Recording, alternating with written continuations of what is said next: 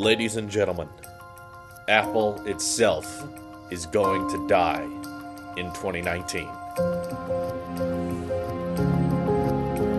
No, it isn't, okay? Can we stop with that? In order for a company which almost has $250 billion cash in their pockets that they can just spend however they want with that many people with this amount of income, no, you can't just have a company die in 1 year after just a couple months ago it became the first trillion-dollar company. That doesn't happen. It takes decades, perhaps more time for a company that large to officially declare itself bankrupt and out of business. But you guys know the Silicon Valley story between Apple and Microsoft. You know, IBM is still a company, despite all of the missteps during the age of the computer. IBM's they're still technically around. So no, they're not going to die in 2019. Apple has had far worse times in the past and pulled through, but that doesn't change the fact that I think Apple's kind of acting stupidly about the situation. So let's talk about stocks, money, and Apple, and death, and companies, and revenue, and profit, because this is all far more interesting than the next iPhone, right? Because who cares about that anymore? It's just about how billionaires are losing money, and we need to be concerned about that. So recently, a lot of people have been tweeting me to talk about this and also commenting for me to talk about this. Is Apple doomed? Apple's had a terrible quarter. The phones aren't selling very well, mostly because Apple decided to pause trading so that they could issue a warning about their smartphone sales in 2019, primarily due to the fact that the sales were much, much lower at the end of 2018 than they were anticipating, and they want to warn their shareholders about that, which I guess is a pretty nice thing to do if a lot of people got money invested and they just want to warn them, hey, things might not be as happy as they seem, or may not be as good as they were in the past. But I think there's a lot of things people aren't considering when reading these headlines. Yes, Apple did not make as much money as they were expecting, but I don't think that means Apple lost money. Those are two very different things. If you lose money, that means that you spent a certain amount on a particular product, and the success of that product ended up not paying for all of the money you put into it. That is not the situation here. The situation is that Apple expected they were going to profit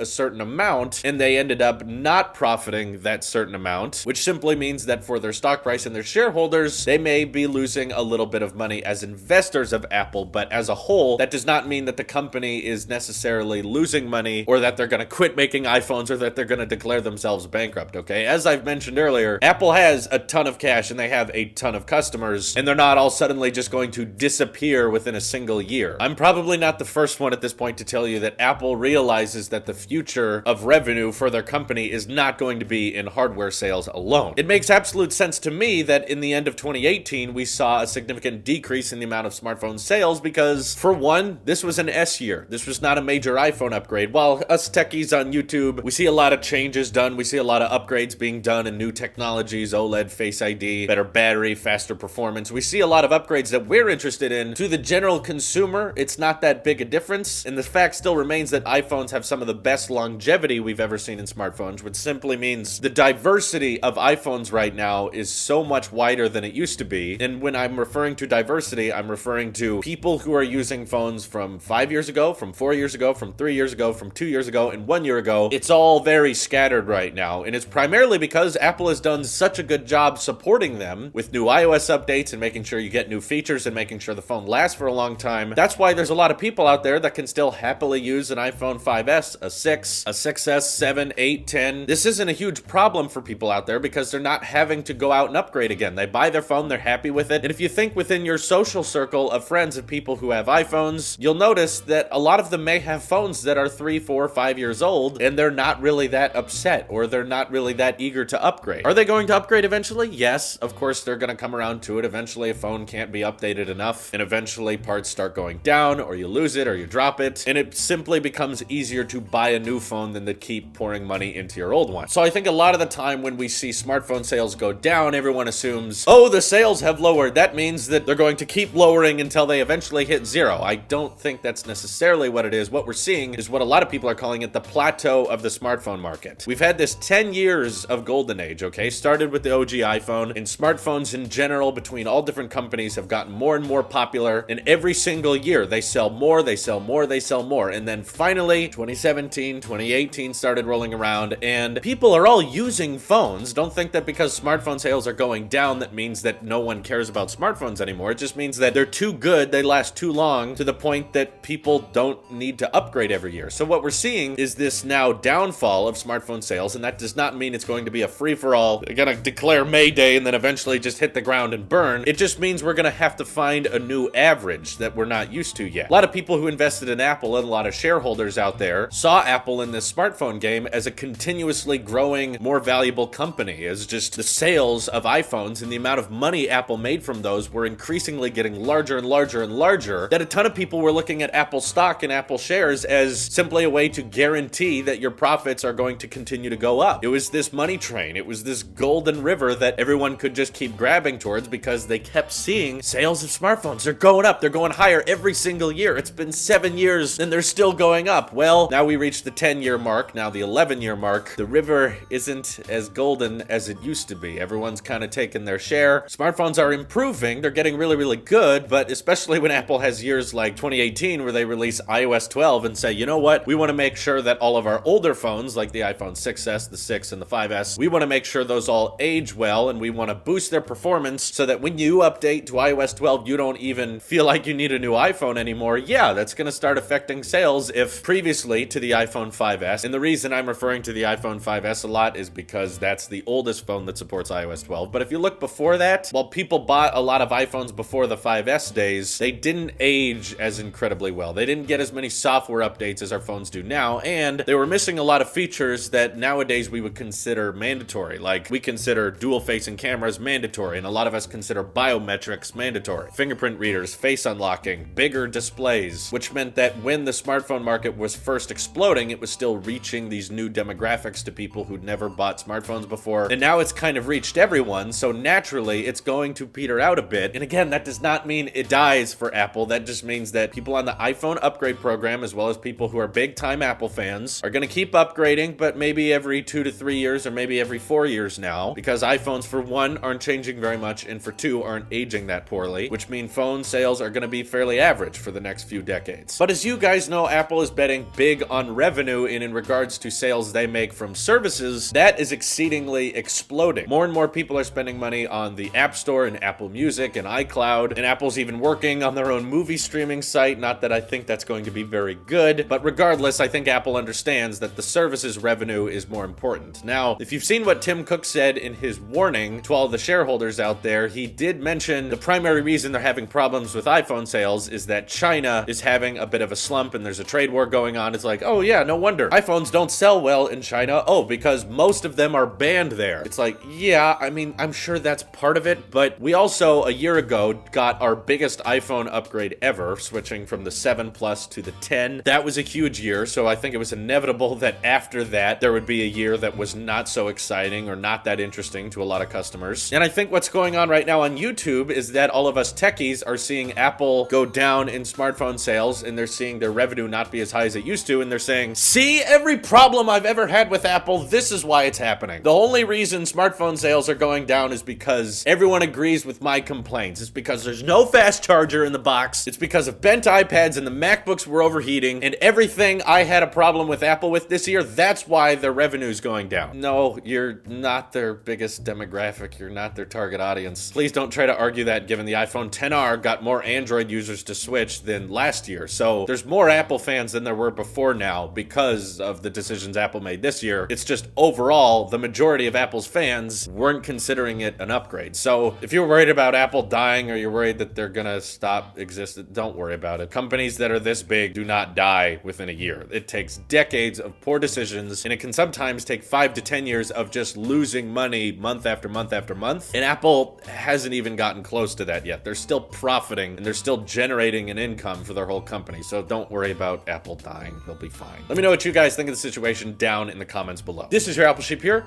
I'll see you in the next one.